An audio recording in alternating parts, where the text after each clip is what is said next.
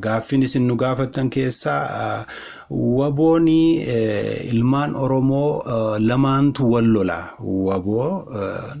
ilmaan Oromoo lamaantu wal lola. Lolli kun ilmaan Oromoo lamaantu wal lola. Warreen jettantu jirtu. Jala murree isinitti himuudhaaf waraanni bilisummaa Oromoo kan inni lolaa jiru obboleessa isaa miti. Waraana bilisummaa Oromoo kana lolaa kan jiru ilmaan Habashaa finxaaleeyyii Amaaraa warreen jedhaman faannoo warra jedhaman Habashoota mootummaa Eertiraa mootummaa naannolee warreen ollaa keenya jiraatan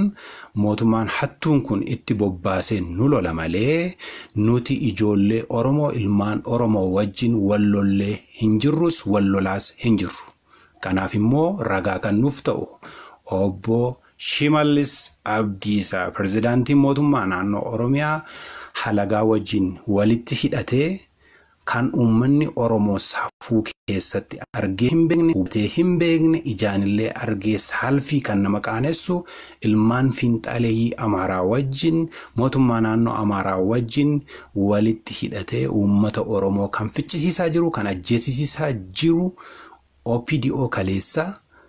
abaa'oo warreen Eertiraarraatii abaa'oo biltsiginnaa warreen Eertiraarraatii garaasheedhaaf jettee galte wajjin walitti hidhatanii ilmaan nafxanyootaa waliin ta'anii uummata Oromoo akka isaan ajjeesisaa jiran uummata Oromoo akka isaan ficcisiisaa jiran uummanni Oromoo kanarratti beekuu qaba malee waraanni bilisummaa Oromoo obbolaasaa wajjin wal ajjeesaa hin jiru obbolaasaa wajjin wal lolaa hin jiru kun kijiba waan ta'eef gaaffii kana warreen nu gaafattan akka kanaatti hubadhaa nuun kan nu ajjeesaa jiru.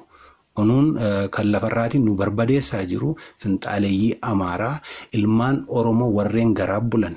warreen gantoonni kaleessaa har'as